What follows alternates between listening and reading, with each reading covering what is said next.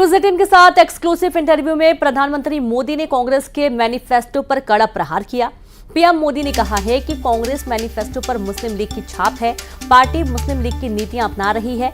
वहीं प्रधानमंत्री मोदी ने कहा कि ओबीसी आरक्षण पर डाका डालने की कोशिश हुई है और SC/ST के आरक्षण पर भी कांग्रेस तलवार लटका रही है। 2014 में भी कांग्रेस मैनिफेस्टो में धर्म के आधार पर आरक्षण की बात की गई थी।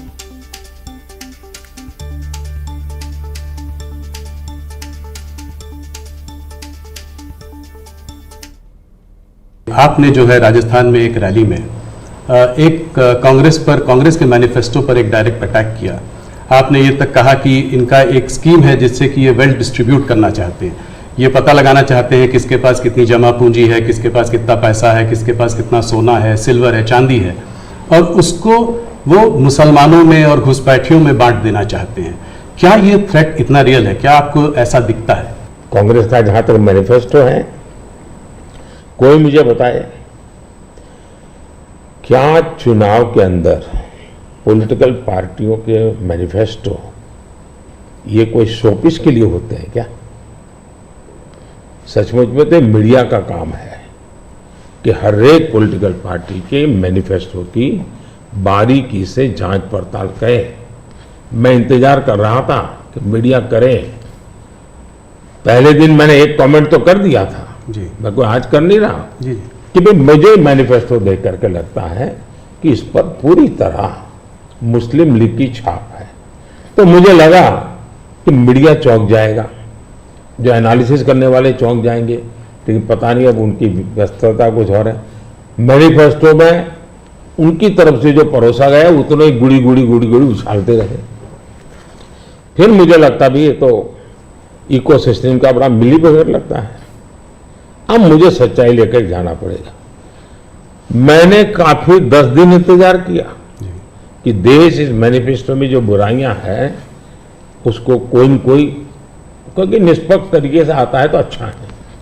आखिरकार मुझे मजबूरन ये सच्चाइयां लेकर के आनी पड़ी।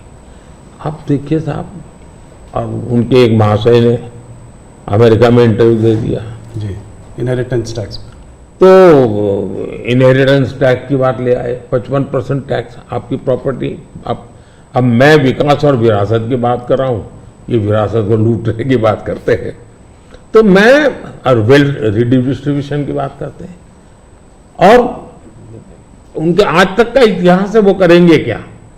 तो फिर मेरी जिम्मेवारी, मेरी रिस्पॉन्सिबिलिटी है कि मैं देशवासियों को बताऊं कि भाई ये इस दिशा में ले जा रहे हैं। अब आप तय कीजिए, जाना न जाना जनता जनार्दन का हक है, लेकिन मेरा दायित्व बनता है कि तथ्य के आधार पर, तर्क के आधार पर, उनकी हकीकतों के आधार पर मुझे बताना चाहिए, वो मैं बता रहा हूँ।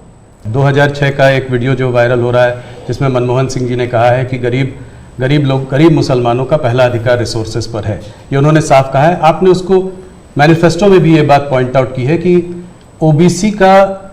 ओबीसी रिजर्वेशन का जो है पार्ट लेकर वो मुसलमानों को दे देना चाहेंगे, और 2004 से 2014 के बीच में उन्होंने 4-5 बार ऐसा करने की कोशिश की भी है। अरे भाई, ये तो बड़ा इंटरेस्टिंग सवाल आपने पूछा है। जरा मेरा जवाब लंबा हो जाएगा, लेकिन देश के लिए मुझे बताना पड़ेगा। बताइए। आप कांग्रेस का इतिहास देख लीजिए।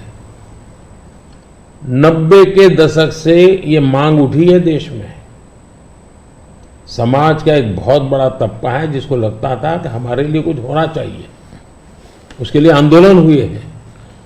90 से पहले कांग्रेस ने पूरी तरह इस बात को खारिज कर दिया, उसका विरोध किया, उसको दबाने की कोशिश की है। यानी 90 के पहले का उनका दशक है। फिर उनको जितनी भी कमीशन बने, जितनी कमेटियां बनाई, उसके भी रिपोर्ट्स ओबीसी के विचार के पक्ष में आने लगे। अब उनके सिफारिशों को भी वो नकारते रहे, रिजेक्ट करते रहे, दबाते रहे। 90 के दशक में उनको लगा कि भी अब इसको जरा उनकी वोट बैंक की राजनीति के अनुसार उसको टर्न दिया जाए। उन्होंने पहला पाप किया क्या?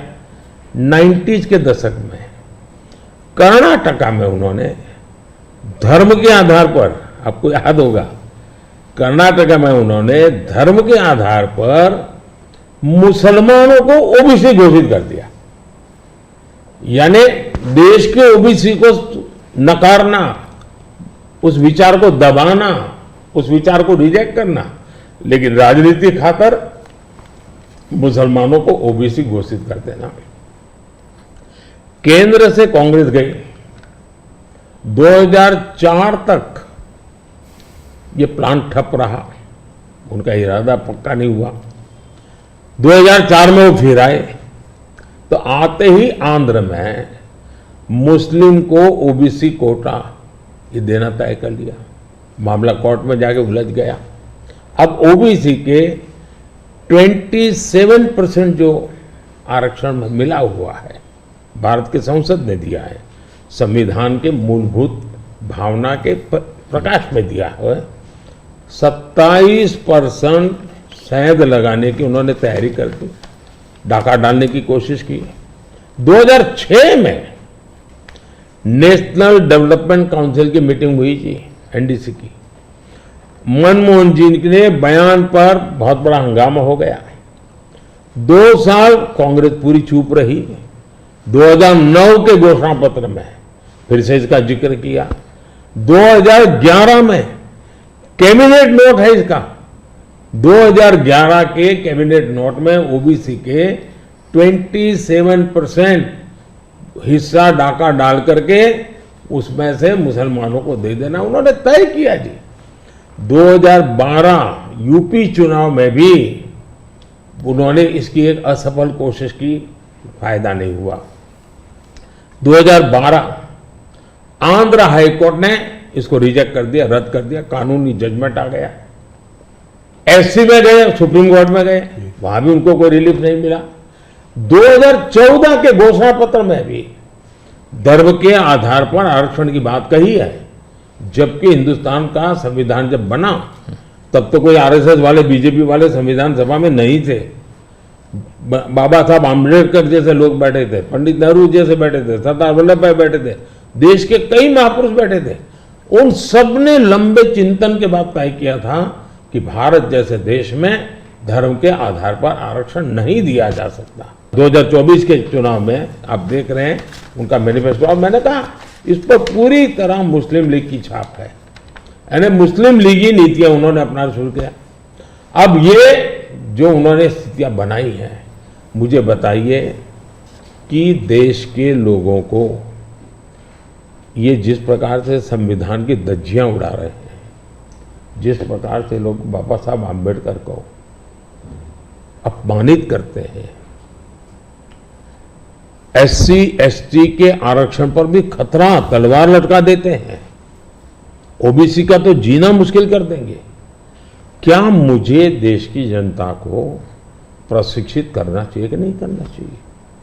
मैं सभी जो भी विद्वान लोग हैं, जो कलम के धनी हैं, जो निष्पक्ष हैं, उनका ये दायित्व बनता है कि ऐसे समय देश को वो एजुकेट करें, सही चीजें बताएं।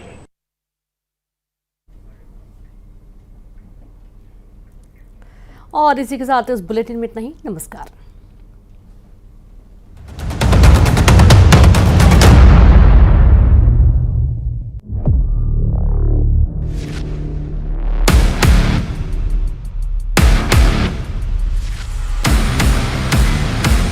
कांग्रेस का जहां तक मैनिफेस्टो है, इस पर पूरी तरह मुस्लिम लीग की छाप है। अगर ईडी सीबीआई से चुनाव जीते जाते तो ईडी सीबीआई का काम तो इतने सालों तक कांग्रेस ने किया है। आज उत्तर प्रदेश की और देश का हाल ऐसा है कि बड़े बड़े नेता लोकसभा के मैदान से भाग रहे हैं, राज्यसभा का रास्ता खोज रहे हैं। एक भी केस ड्रॉप नहीं किया गया, जो अदालत कहेगी वही होगा। अब मुझे देश को तीसरी आर्थिक महाशक्ति बनाना